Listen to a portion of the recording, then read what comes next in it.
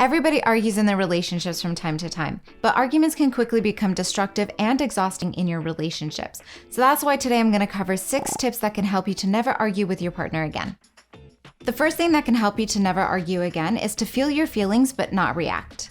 Many times before an argument starts, we feel attacked, angry, or misunderstood. And when that happens, we're triggered. Think of triggers like emotional buttons that we all possess, and when they're pushed, we emotionally react. An emotional trigger often occurs when there's an event, an action, or a memory that elicits a very big reaction from you. For example, let's say there's a couple named Taylor and Alex who have kids. One day, Alex comes home from work and sees the kids eating pizza, and he makes a comment like, "The kids are eating pizza again?" This comment really triggers Taylor, and the next thing you know, they're in an argument. So what's going on in this example? Let's say Taylor grew up in an environment where a good parent always provides a good home-cooked meal.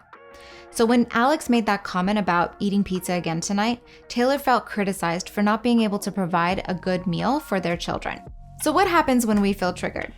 Our brain broadcasts a distress signal that we are in danger, and it activates our fight or flight response. Our heart rate will start to increase, our muscles will start to tense up, and our system will be flooded with adrenaline. Within milliseconds, our prefrontal cortex will shut off and we will revert back to our primal responses. This essentially makes us stop listening and focus all of our attention on protecting ourselves.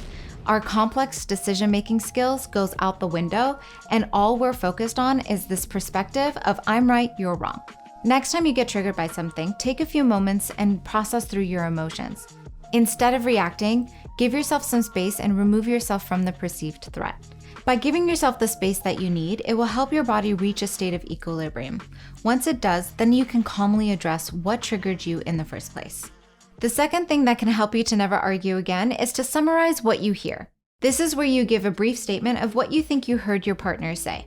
Many times, arguments are based on misunderstandings. Words are not perfect, and there's a lot of ambiguity in the way that we communicate, and we all interpret the world in different ways. If you summarize what you hear, it will confirm that you understood what they were saying, and it'll also give them a chance to be able to confirm if your interpretation was correct or not. It not only lets the other person feel understood, it allows you guys to both be on the same page and keep you on track so that you can effectively communicate with each other without any misunderstandings.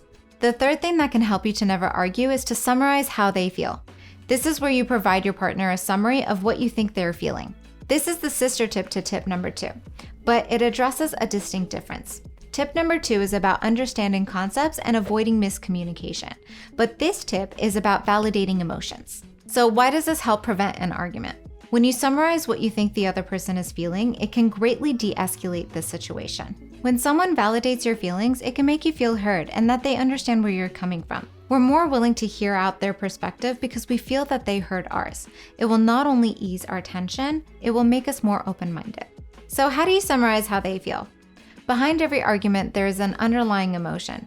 They may be feeling misunderstood, criticized, attacked, alone.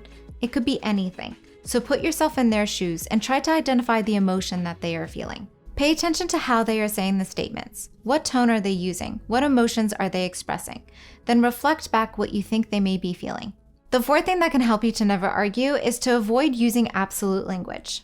Absolute language is using terms like never, always, everybody, nobody in order to describe events or behaviors. Now, why does using absolute language cause arguments? Because it's generally not true. Let's say that you're making dinner and that your partner sometimes helps you out, but most of the burden falls on your shoulders, and you choose to communicate it this way. You're never helping me with dinner. Now, this isn't technically true because sometimes they do. So instead of hearing your concern, their defenses go up and they feel attacked. If you avoid using absolute language, it will reduce your chances of your partner going into defense mode and really put them in a headspace to hear you out. So instead of saying you never help me out with dinner, what you can say is I'm feeling really tired tonight and I sometimes feel like the burden falls on me to make dinner. Can you please help me out? By using qualifying language like sometimes and maybe, it helps reduce the chances for your partner to feel mislabeled, attacked, or misrepresented, and it allows them to come from a non-defensive place and really hear you out. The fifth thing that can help you to never argue is to genuinely admit when you are wrong. This is much easier said than done because many people might feel weak, dumb, vulnerable, or even threatened if they admit to a mistake. But if you don't admit when you are wrong, then it can lead to an argument, because not only does it not feel fair to the other person, you're not taking responsibility for your actions. Then your partner might look at you like you're stubborn and really press you until they get an admission. So how can we bypass our insecurities and admit to the mistakes? First, be honest with yourself. Don't suppress the truth in your mind or make biased self-assessments. Be brave enough to admit when you made a mistake. And remember, how you say something is so much more important than what you say. Don't admit to the mistake in a snarky way. When you admit to the mistake in a genuine way, it instantly diffuses any potential tension that may arise within the relationship. The sixth thing that can help you to never argue is to not keep things to yourself. Many people keep their emotions to themselves for a variety of different reasons. Not sharing in moderation is okay, but the more often you do it, the less room you'll have to actually keep it all bottled up inside. Eventually, there's no more room left to contain everything you've bottled up. It's like filling a balloon with air. There's only so much air you could fill before it explodes. So in order to prevent an argument, you have to challenge yourself to bring up things that bother you in the moment so that you don't bottle things up. Because even on issues that may seem pretty small, when you discuss it as it happens, then you're taking away from the emotional weight that it will carry if you bottle it up inside. So I hope you found these tips helpful and can implement them the next time it gets a bit tense with your partner.